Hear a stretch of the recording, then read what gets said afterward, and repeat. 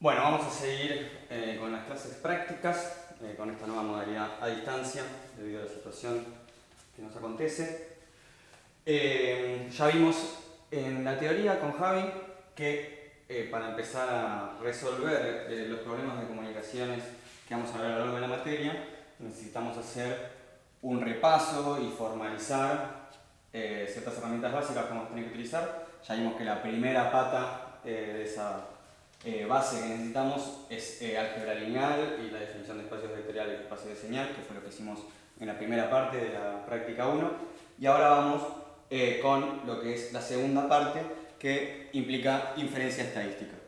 Ya estuvieron viendo en la teoría que dentro de lo que es inferencia estadística vamos a utilizar las herramientas tanto de estimación como de detección o test de hipótesis. La gran diferencia es que una me va a dar un valor estimado de algún parámetro que a mí me interesa y puede ser cualquiera dependiendo de cuál es el modelo, mientras que en lo que es detección, bueno, vamos a tener que elegir con algún criterio entre alguna de las múltiples hipótesis que puede tener el problema. Entonces, para eso vamos a ir viendo algunos de los ejercicios para ir afianzando cómo se utilizan esas herramientas. Entonces, arranquemos directamente con el ejercicio 1. El ejercicio 1 lo pueden ir mirando en la práctica. Dice, una variable aleatoria x tiene una distribución exponencial con parámetro tau, que es lo que estamos definiendo acá. Y esta es la distribución que le corresponde a una variable aleatoria con distribución exponencial. Y lo que nos dice es que se realizan n observaciones independientes de esta misma variable aleatoria y tenemos que decir, en base a esta observación, hallar el estimador de máxima verosimilitud del parámetro tau, que es el único parámetro que tiene esta distribución, y cuál es su valor esperado y su varianza del estimador que vamos a hallar. Entonces, lo primero que tenemos que tener bien en claro es, bueno, si tenemos una distribución exponencial con parámetro 1 sobre tau, bueno, cuál es la media y la varianza que corresponde a esa distribución. Directamente repasando los temas de probabilidades, sabemos que la esperanza de x, en este caso si x tiene distribución exponencial 1 sobre tau, va a ser precisamente tau. El momento de segundo orden, o sea, la esperanza de x al cuadrado, será 2 tau cuadrado. Entonces de estos dos puedo decir que la varianza de tau será tau cuadrado, ¿no? 2t cuadrado menos t cuadrado me da tau cuadrado. Entonces el problema me dice qué sucede ahora si yo hago n observaciones de esta misma variable aleatoria. Entonces ahora voy a tener un conjunto de n variables con esta misma distribución y lo que me dicen que son observaciones independientes y eso me facilita porque puedo plantear la distribución conjunta de una forma muy sencilla. Al ser independiente sabemos que va a ser el producto de la distribución de cada una de estas, y como cada una de estas está distribuida con esta distribución exponencial, podemos definir entonces la distribución conjunta. Entonces la distribución conjunta de x1 y xn y sus parámetros van a ser las observaciones de x1 hasta xn, bueno, va a ser el producto de n de estas, ¿no? Fíjense que a pesar de que son todas son observaciones independientes, están todas distribuidas de la misma forma y con el mismo parámetro tau, que es el parámetro que a nosotros nos interesa. Entonces esto rápidamente lo podemos escribir como 1 sobre tau a la n, ya que es n veces el producto, y el producto de n exponenciales lo podemos escribir como una misma exponencial con una sumatoria en su exponente. Entonces esto me da sumatoria de n igual a 1 hasta n de las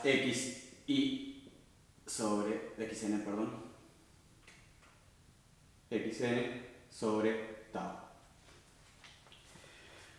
Bueno, la idea entonces ahora es, a partir de esta distribución conjunta, hallar el estimador de máxima verosimilitud del valor tau.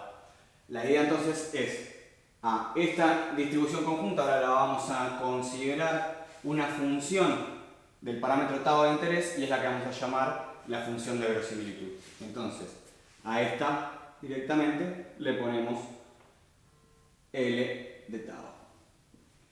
Entonces nosotros sabemos que con el criterio de máxima verosimilitud lo que tenemos que hallar es el tau que me maximiza esta distribución, o la función de verosimilitud, mejor dicho, para los valores xn de la observación.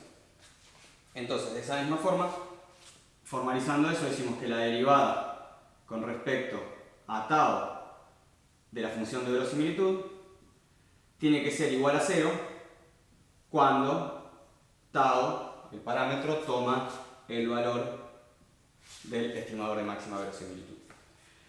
Si resuelven esto, van a encontrar muy fácilmente la solución, y va a ser que el estimador de máxima verosimilitud es 1 sobre n por la suma de todos los valores observados. Entonces acá vemos x sub n con n igual a 1 hasta n. Fíjense que es el mismo estimador que se obtiene si estas variables hubiesen sido con distribución normal, por ejemplo, y tiene sentido también porque en realidad lo que me está dando es la media muestral de las observaciones.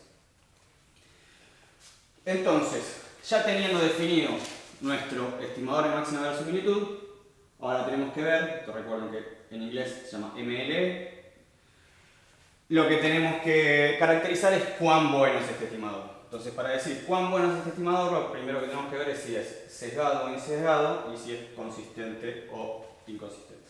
Entonces, en ese caso, lo que tenemos que hallar ahora es lo que nos pide en la segunda parte del ejercicio, que es su media y su varianza. Ahora vamos a interpretar a este estimador de máxima verosimilitud como una función de variable aleatoria, ya no considerando que son las observaciones, sino que son las variables aleatorias las que yo estoy promediando, y de esa forma en sí misma se convierte en una variable aleatoria. Entonces, como se convierte en una variable aleatoria, podemos hallar su media, podemos hallar su varianza. Entonces, en ese caso, vamos a calcular precisamente estos valores del estimador de máxima verosimilitud. En el primer lugar, fíjense que si ustedes calculan la esperanza de este estimador, como la esperanza es lineal, directamente puedo meter la esperanza, sacar el 1 sobre n y meter la esperanza dentro de la sumatoria, ya que la esperanza de la sumatoria es la sumatoria de la esperanza. Entonces me va a quedar 1 sobre n por la sumatoria de n igual a 1 hasta n mayúscula de la esperanza de cada una de estas variables. Entonces, como están todas distribuidas de la misma forma y su esperanza ya sabemos que es tau, por lo que escribimos acá, entonces esto nos damos cuenta que es igual a n por n veces tau dividido n me da tau. Entonces fíjense que en promedio el estimador de máxima verosimilitud de tau me da tau. Eso lo que estamos queriendo decir es que no tiene sesgo. Esto quiere decir que si yo hago infinitas realizaciones de esta estimación, si las promedio estadísticamente, o sea, promedio todas las realizaciones, lo que obtengo es el valor tau. De la misma forma, se puede calcular la varianza de tau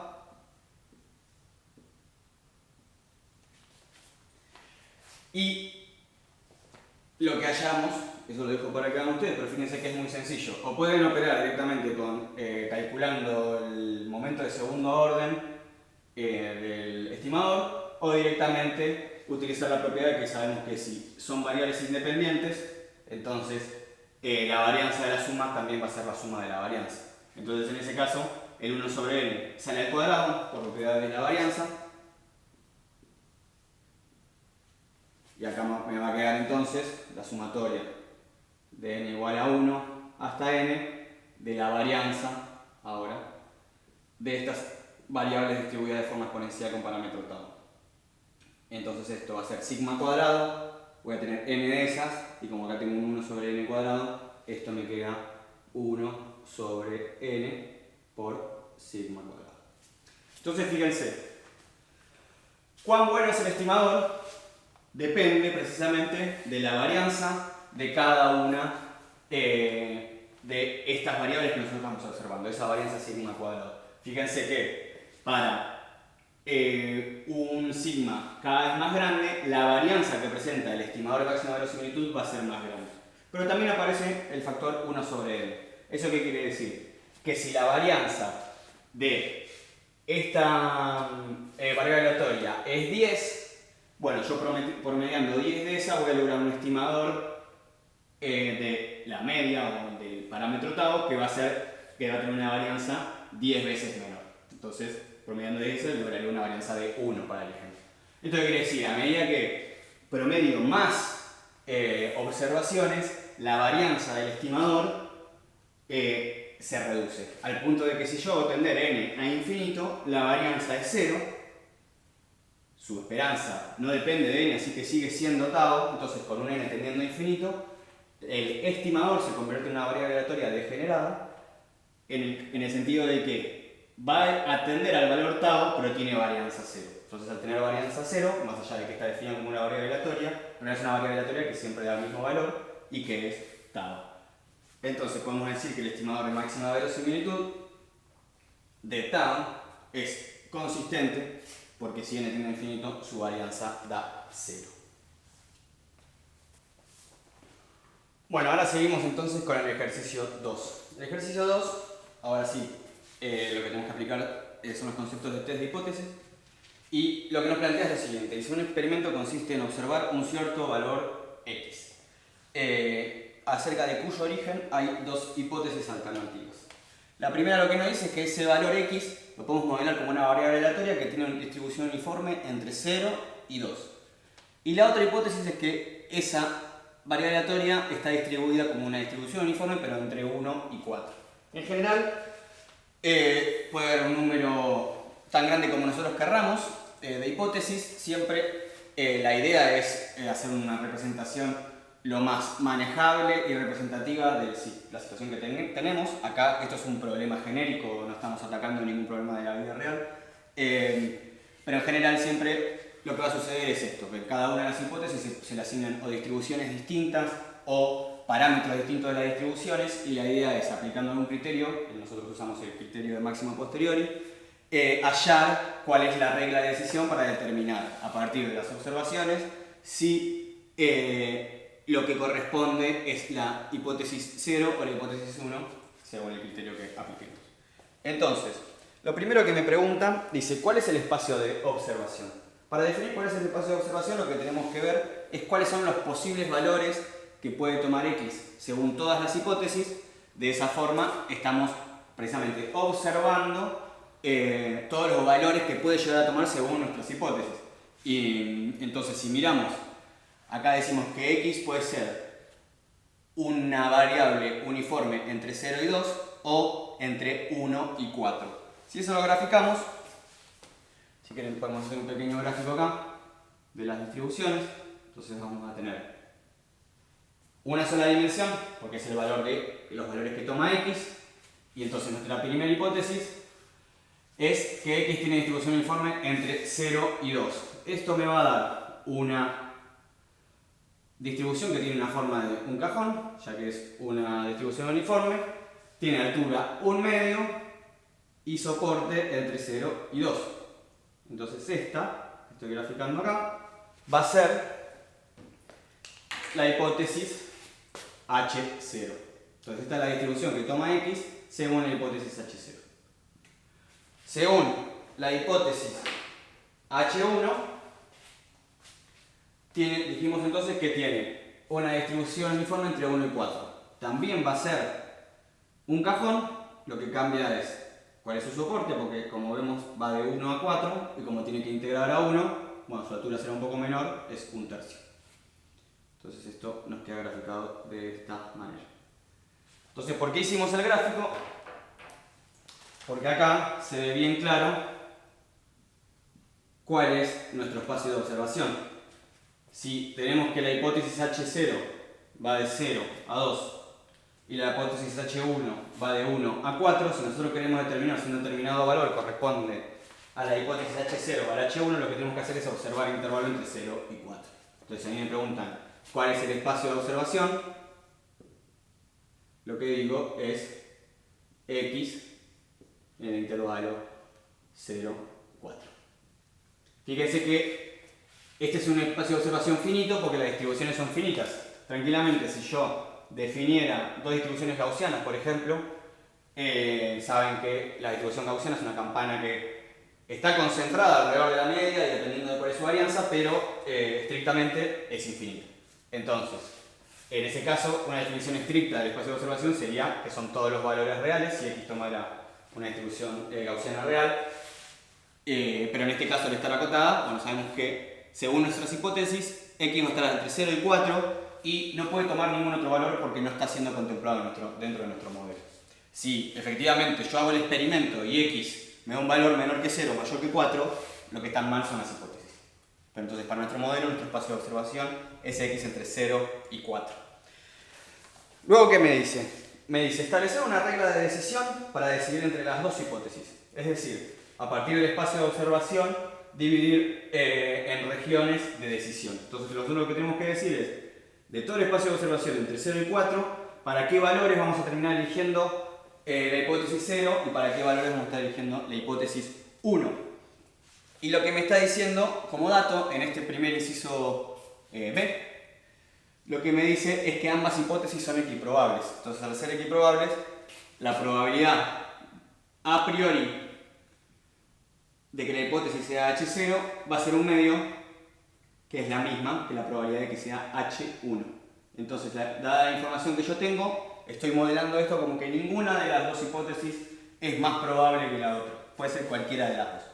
Entonces, ahora lo que tenemos que utilizar es el criterio de máxima probabilidad a posteriori, es el criterio MAP, y tenemos que hallar entonces esa regla de decisión. Entonces, fíjense, nosotros en primer lugar ya sabemos cuáles son las probabilidades a priori y ya sabemos cuáles son las distribuciones en cada una de las hipótesis. Lo podemos definir entonces acá, donde decimos que f de x dado h0 de x, entonces es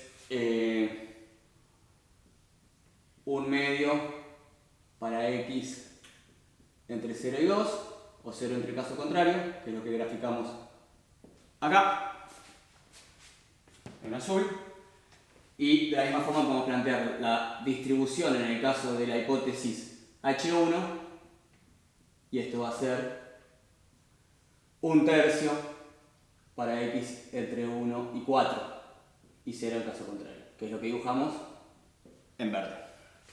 Entonces, el criterio MAP, criterio máximo posteriori, a mí lo que me pide es decidir por la hipótesis que es más probable luego de haber hecho la observación. Entonces, lo que me está diciendo es, dada una observación, ¿cuál es la hipótesis más probable? Eso es la máxima probabilidad a posteriori. Entonces, lo que tenemos que definir entonces es comparar la probabilidad de que la hipótesis sea H0, dado que X me dio una determinada observación X, y eso lo voy a comparar con el caso opuesto, en el cual cuál es la probabilidad de que la hipótesis sea H1, dado que obtuve ese mismo valor X. En el caso en que esta sea mayor que esta, voy a elegir H0, y en el caso en que esta sea mayor que esta, voy a elegir H1. Bueno, estas probabilidades no las tenemos definidas, pero utilizando las relaciones entre las distribuciones condicionales, nosotros sabemos que esto mismo lo podemos escribir como la distribución de x dado h0 de x por la probabilidad de h0 sobre la distribución total de x. Y lo mismo si comparamos con el otro término, el otro miembro de la desigualdad, va a ser x dado h1 de x por la probabilidad de h1, probabilidad a priori de h1, sobre la misma distribución total de fx. Bueno, obviamente en ambos miembros hay cosas que se repiten, así que esto no lo tenemos, pero no nos interesa porque se cancela. Entonces, en definitiva, de forma general, lo que vamos a terminar comparando es las distribuciones condicionadas a cada una de las hipótesis de la variable x por la probabilidad a priori de cada una de esas hipótesis. Entonces queda de esta manera. Quedan pesadas, o sea, lo que estamos comparando son las dos distribuciones condicionadas a la hipótesis H0 o la hipótesis H1, pero pesada por la probabilidad a priori de cada una de ellas. En este primer ejercicio, donde nos acaban de decir que las distribuciones son equiprobables, bueno, esto también se cancela. Entonces, como esto es un medio, y esto también es un medio, se cancelan de los dos lados, y en definitiva, lo que termino comparando es la distribución dado H0 contra la distribución de x dado H1. Y en otros ejercicios, como cuando proponemos distribución gaussiana, efectivamente lo que hay que hacer es reemplazar por su expresión en la distribución y hallar un límite o un umbral para los valores de x que me va a dividir el espacio de observación. Pero en este caso, siendo las distribuciones tan sencillas como las que estamos graficando acá, lo podemos resolver de forma gráfica. Fíjense que entonces nuestra regla de decisión va a ser cuando la distribución de x dado h0 para ese valor x sea mayor que la de h1, vamos a elegir h0. Y cuando la distribución condicionada a la hipótesis h1 evaluada en la observación x sea mayor que la de h0, voy a terminar eligiendo la hipótesis h1. Entonces, mirando directamente este gráfico, nos damos cuenta que el intervalo en el cual la distribución de x dado h0 es mayor que la de h1 es entre 0 y 2. Fíjense que entre 0 y 2 siempre esto me da un medio, mientras que en ese intervalo entre 0 y 2, entre 0 y 1 esto me da 0, o entre 1 y 2 me da un tercio. Entonces, para todo este intervalo entre 0 y 2, siempre la que gana es la distribución correspondiente a la hipótesis h0. Y luego, de 2 a 4, fíjense que ahí ya estoy analizando todo el espacio de observación que dijimos que era de 0 a 4. De 2 a 4, como esta ya vale 0, siempre la mayor es h1. Entonces, ¿esto qué quiere decir? Yo tomo un valor de x, no sé cuál es su distribución original, pero con el criterio MAP, si ese valor está entre 0 y 2, la más probable es h0. Entonces voy a elegir h0. Ahora, si yo saqué un valor de x que me dio entre 2 y 4, la mayor va a ser la hipótesis h1. Fíjense que no hay manera que sea la h0 si salió un valor entre 2 y 4, porque la h0 lo único que me dice es que puede tomar valores entre 0 y 2. Entonces en ese caso voy a elegir la hipótesis h1. Entonces el umbral está acá, justito en 2. Si viene de acá para allá, elijo h0. Si viene de acá para allá, elijo h1. Entonces, ¿cuál es la regla? Lo podemos escribir de esta forma. Si x toma valores entre 0 y 2, elijo h0. Ahora, si x, mi observación, toma valor entre 2 y 4,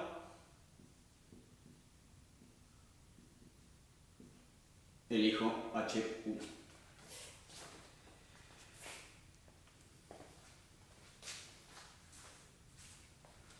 Bueno, ahora vamos a ver la última parte de este ejercicio, que lo que me pide es lo siguiente. Hallar las probabilidades de error de los dos tipos posibles que se pueden dar. Entonces, fíjense. Dada esta regla que nosotros impusimos, esta que está acá, que la obtuvimos con el criterio máximo a posteriori, se puede dar la situación siguiente, que la variable originalmente corresponda a esta distribución. Entonces, como corresponde a esta distribución, me puede dar cualquier valor entre 1 y 4.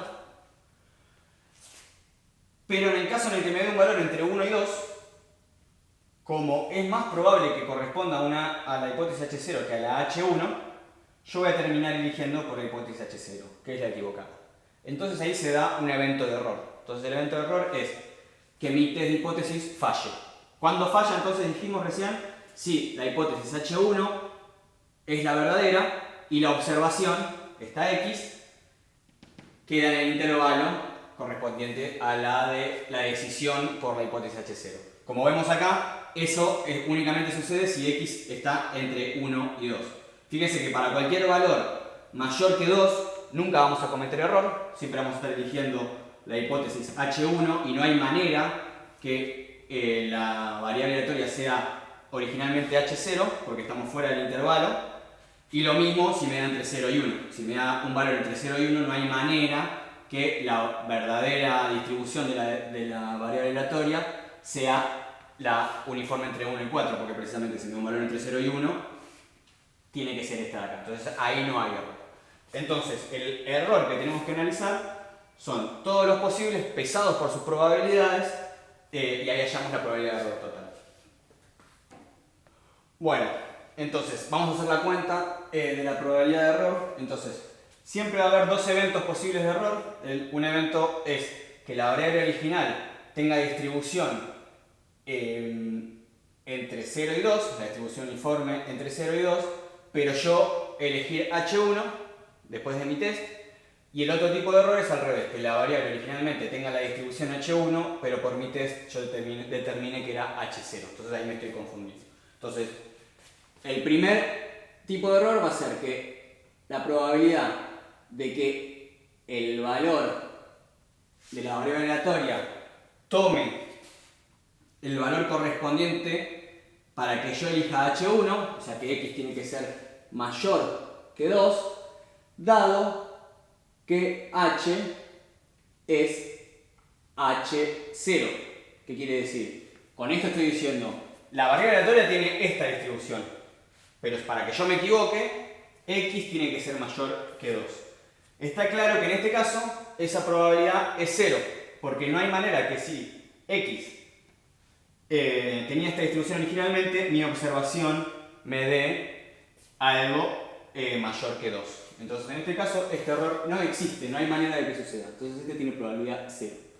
Ahora, distinto es el caso en el cual yo le pido que X tome el valor, que la variable aleatoria tome los valores que a mí me hacen elegir H0, cuando en realidad la distribución es la que corresponde a la hipótesis H1. Entonces, acá lo que voy a pedir es que X sea menor que 2, dado que H es igual a H1. Y en ese caso, esta es no nula, por lo que habíamos hablado antes, y precisamente ¿cuál va a ser su valor? Va a ser la integral de la distribución dado H1 en el intervalo para X menor que 2. En este caso va a ser el intervalo entre 1 y 2, y tiene altura 1/3, así que esto me va a dar 1/3.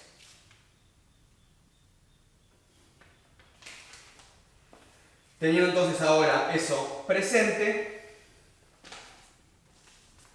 calculamos la probabilidad, esto si quieren la podemos llamar la probabilidad de error 0, que sería confundirme cuando la hipótesis original era H0, la verdadera era H0, y esta la podemos llamar la probabilidad de error 1, que sería equivocarme cuando la verdadera era H1.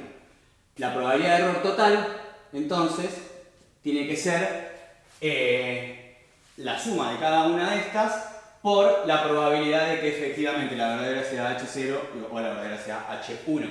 Entonces la probabilidad de error total se halla haciendo P0, como pusimos ahí, por la probabilidad de que H sea igual a H0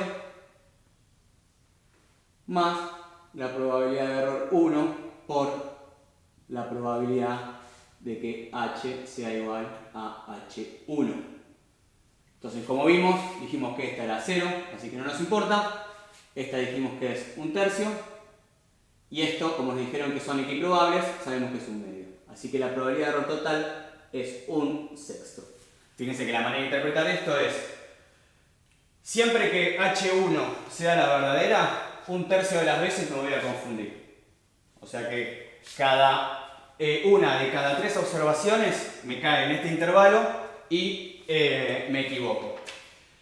Y si consideramos la probabilidad de error total, bueno, si cada vez que H1 es la verdadera, tengo una probabilidad de error de 1/3 y por cada vez H1 y H0 tienen la misma distribución, o sea que me toca la mitad de las veces H1, bueno, entonces la probabilidad de error total va a ser 1/6. Con eso terminamos lo que es la primera introducción para inferencia estadística. Con estas herramientas van a poder resolver toda la práctica. En un rato vamos a hacer algo de MATLAB, que vamos a subirlo aparte. Y la idea es que utilicen, fíjense que son dos ejercicios muy sencillos, pero que afianzan las herramientas que necesitan para hacer toda la práctica. Fíjense que lo que sigue con este ejercicio es ver qué sucede si ahora cambiamos las distribuciones a priori, o sea, ahora ya no consideramos que estas sean equiprobables, sino que tengan distintas probabilidades. Entonces puede ser que ahora mi regla de decisión cambie, porque si se acuerdan nosotros comparábamos las distribuciones condicionadas a cada una de las hipótesis, pero pesadas por las probabilidades a priori. Entonces puede ser que las amplitudes de esto cambien. Y luego se analiza el caso en el cual, en vez de tomar una sola observación, tomamos dos observaciones independientes. Ahí van a tener que hallar ahora la distribución conjunta para las dos observaciones dada la hipótesis H0 y la distribución conjunta para las dos observaciones para la distribución H1. Como son independientes, ya saben que van a ser el producto de estas dos. Y ahora nuestro espacio de observación ya no es unidimensional, sino que es de dos dimensiones, porque hay una observación y hay otra. Y hay que ver cómo sobresale la distribución conjunta dada una hipótesis y dada la otra para hacer la comparación. Eso lo dejo para que lo hagan ustedes. Ahora vamos a habilitar la plataforma Moodle, en donde ustedes pueden hacer consulta durante estos días donde nos vamos a ver en persona, pero vamos a estar abiertos para todo tipo de consulta.